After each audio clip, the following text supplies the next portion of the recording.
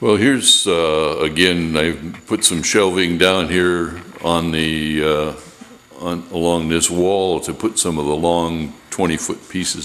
There's some of that oak I've told you about that some of it I've run through the planer already. A lot of it was old, and there's one on the floor, that 14-foot piece down there was a real chore putting it through the planer. But the long piece on the, you see on the, that I'm showing you right now, it's actually two planks that were resawn as it was a 2 by 12 by 20 foot.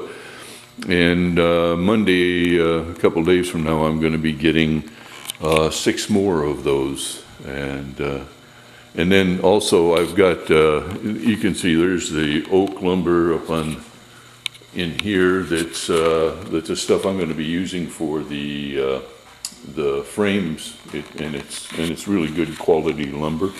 And then over here up against the garage wall, there's some 13-foot pieces of 1 by 12 that one piece I had cut into an 8-foot plank. I need 3 8-inch planks, 8-inch wide planks, and it's been milled down to 7/8 thicknesses, which the drawings call for, that'll form the bottom of the boat.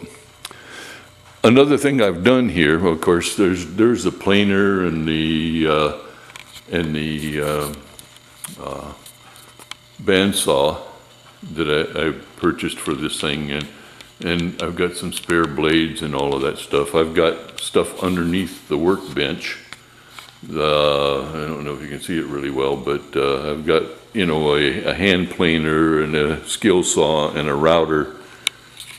And so, like I say, it's pretty equipped. I've already, up above the workbench up there, those long pieces of wood you see, I've made our battens for the spiling deal, where you have to actually put those across the frames and then mark positions on these battens as to where the curves take place on each plank. That's why I needed a 19-foot long workbench, is to be able to put the planks down there and cut, mark them as to the curve. They're not straight planks when you put them on the boat, obviously. And see, here's down here's some of the patterns that I've made up, and I'll try to.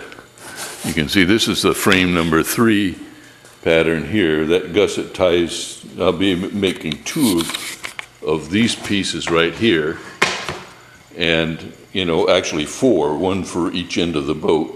And then they join, each side joins together with this gusset. And then this is frame 1, which is right near the center of the boat. And the gusset again turns to there. So I need 4 of each of these pieces and it helps to have the patterns already cut. And these are, these are the ones for frame number 2. And here's some of the, I don't know if you can see the detail here. Let me move this out of the way.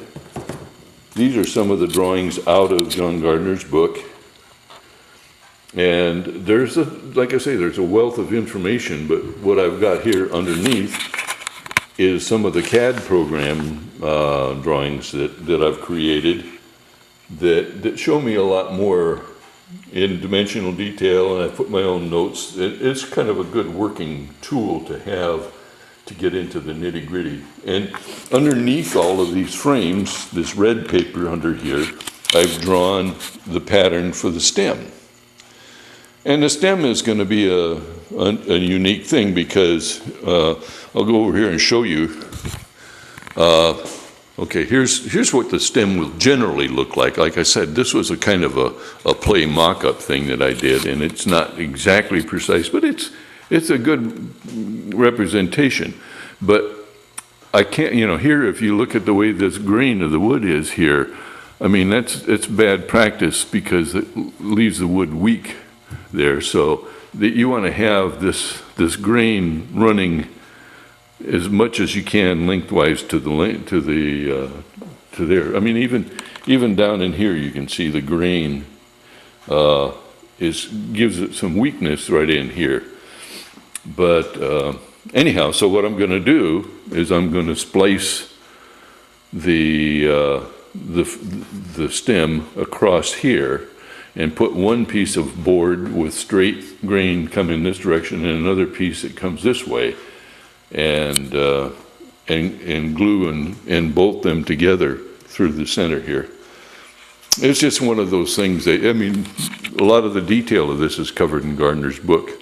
But you can see down here on the floor, if you see the green stripe down here and the little green markers there, this is the layout of the boat. This is where the end of the boat will be in the garage, and the other end will be down at that end.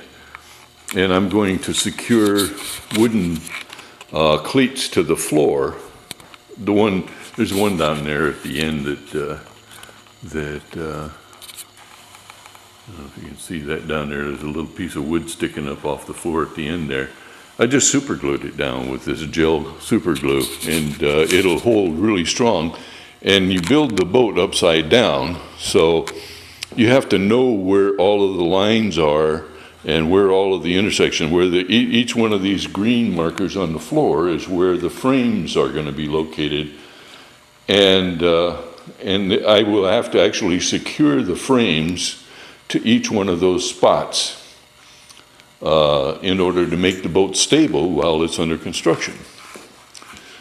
Some of the complications are, like this garage floor has got a slope of almost a little over 3 inches from the back of the garage to the front garage door. But having said that, it's still a good spot to build, because I can open the garage door at the end and put, for the milling the 20-foot pieces, I've had to set the planer right on the edge of the garage door, and I put the roller guides that you see against the wall here. I bought a few of those to be able to just feed the wood through the planer, and it's been a big help.